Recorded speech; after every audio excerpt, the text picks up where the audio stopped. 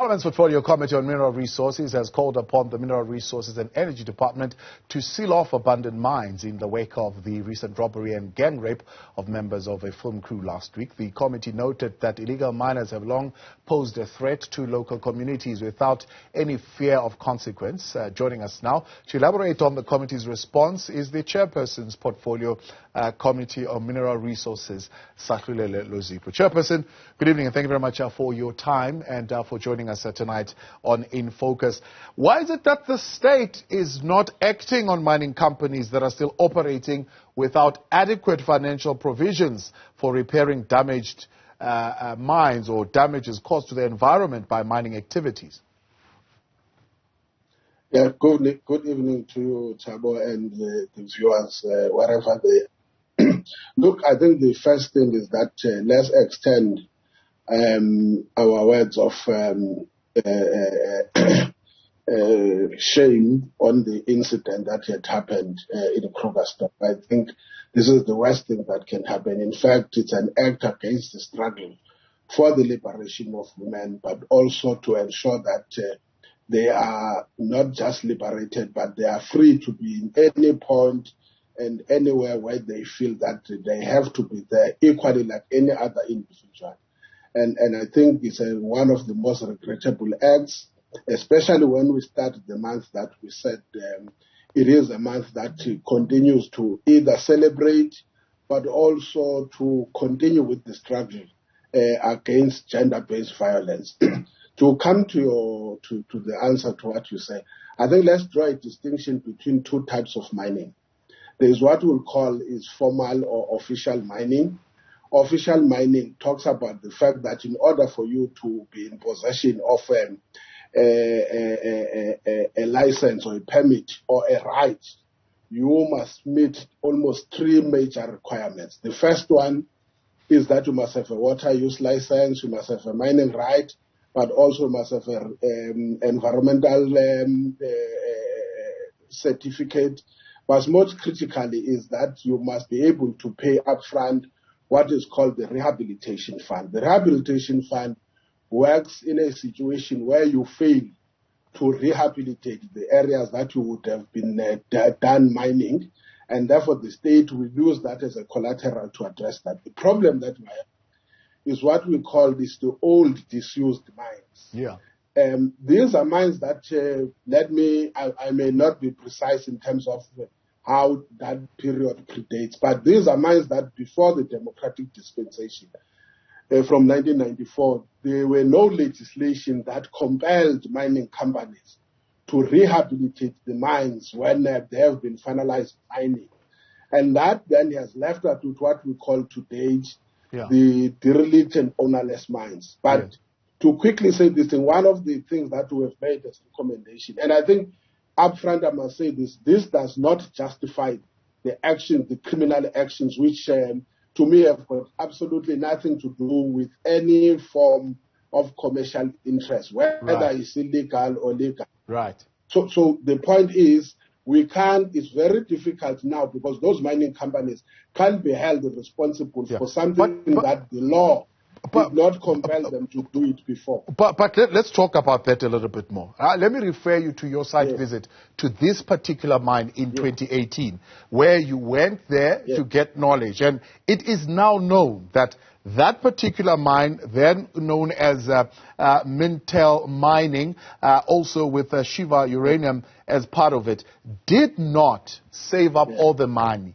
that was required for rehabilitation. Yet, they were still allowed to mine. They did not even conduct a proper impact assessment study. Environmental management plans were not in place, but they were still allowed to mine from 2012 up to 2018. I'm asking why? Why is the state allowing that to happen? Look, I may not have such an accurate information, but the point is, in most cases, in particular the mine that you are talking about, you will recall that some of the mining companies had challenges with regards to the manner in which they would have received their operating mining rights and the illegal mining would have continued even if it is not normal or official mining. To the best of my knowledge, we are dealing with that situation in that area with what we call illegal mining, which means it's people who are operating without a mining right that is granted by the Department of Mineral Resources and Energy. And therefore, it means it then falls squarely on the shoulders of the state to take responsibility to ensure that there's a rehabilitation of such mining sites. But why? Why must it be us again who are paying? Because when you're saying state, that means that we the people, the taxpayers, are still going to end up paying for the rehabilitation of that mine, when the company that was mining there initially is left to go scot-free, right? The shortfalls, let me tell you, Chairperson, that are cited, this is also in court papers, by the way, it's being challenged in the courts as to why the recommendations of the portfolio committee were not followed. The shortfalls come up to close to 500 million rands of what they were supposed to have put aside. Now, that 500 million rands is supposed to come from taxpayers to rehabilitate that mine. Why? Look, that's why I'm saying, to the best of my knowledge, what you would have had as activities. Remember, you would have had mining companies that would have received before the institution or the operations of the MPRDA, the Minerals Regulatory Legislation. You would have had mining companies that would have then operated prior to the MPRDA, and it actually means the law is very difficult for it to operate retrospectively. That's the first point. The second point is that if there's been a miscalculation with regards to what will be the cost of rehabilitation, that becomes a challenge. But the third issue is the fact that if you look, I can't speak, unfortunately, I can't speak for the department. From a committee point of view, we attend to different sites, we make different recommendations of what has to be done. That is why even now we are planning that we will be going to the area. We will look at the issues that are still a point of complaints, that we can get answers, that if there's been a recommendation that there has to be a closure of those particular sites, if that has not happened, why it has not happened. Obviously, that becomes a matter that the committee must take seriously when it engages with, in particular, with three of the departments, if we so allowed by Parliament, to pay that visit into the affected area next year. So you speak of the laws. The laws that the polluter must pay have been in place since 2002. That's always been the law in place. The challenge is whether or not those laws are adequate enough. Because as we sit right now, the state has inherited a liability of 500 million, right? For people who went there, polluted the place, they took the mineral resources, took whatever, and they left, and they liquidated themselves, went into business rescue, whatever, and sort of things. And they ran away. Basically, that's what it is. And now we are seeing all kind of criminality happening there.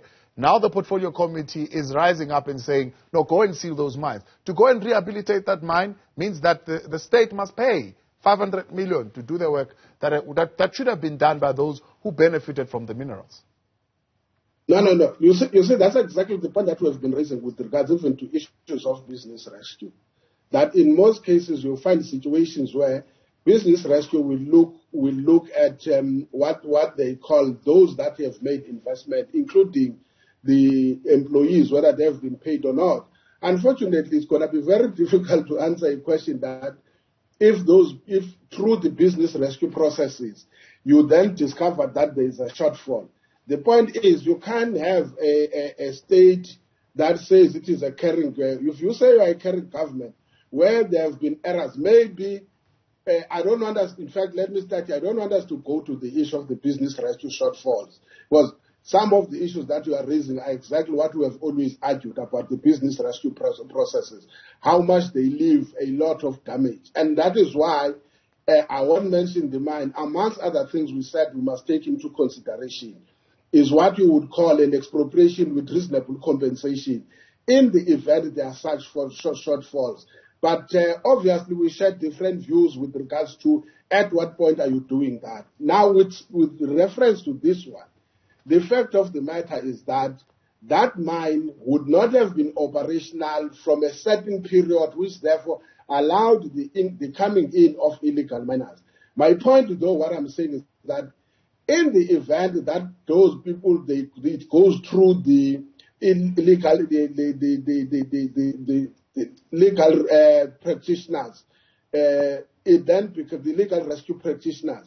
It becomes then a challenge on how do you deal with is a normal standard of operation in South Africa as far as liquidation processes are concerned. The last thing I must say, I may not be aware at what time they would have received the license. The question of conversion allows a certain period of time that you must do conversion at the time of expiry of the mining right. Then that's when these people start to be accountable for any other exercise that would lead to what we call disused mine. Unfortunately, if the person received the mining right prior 2002, it actually means that person would not be necessarily legally liable for complete compliance with the rehabilitation regulations, simply because the law cannot apply it in a retrospective manner. That's the point I was trying to explain. Yeah. I'm not saying it is a right thing to do or it is not a right thing. It may be unfair, it may be wrong, but unfortunately we work within a particular legal framework and a particular system as far as legislation is concerned. Now, the Federation for a Sustainable Environment, which is a coalition of a group of people, are actually taking this matter to court, and they want Mintels to pay. Part of what they want to do, they are seeking the courts to get the DMRE to investigate the affairs of this minerals group and this issue around their insolvency and them getting scot-free away without paying what they need to pay. Will you then, as the committee, be holding the department accountable on this matter, that they certainly investigate these affairs and find out exactly why this company was allowed to go out scot-free like that? Look, we will look at the issues holistically. I must say, I can't speak for now on behalf of the committee, but I don't see no reason why we shouldn't support such an action. I am sure all of us will agree. You commit to do rehabilitation, you commit to do a business transaction, consequences of that business transaction must stay for you. So I don't think that we can stand up here and say, if really the law could even apply retrospectively, would we still maintain all these companies? It's not retrospectively. The application pertaining in terms of the chronological order, the registration of the company is 2007.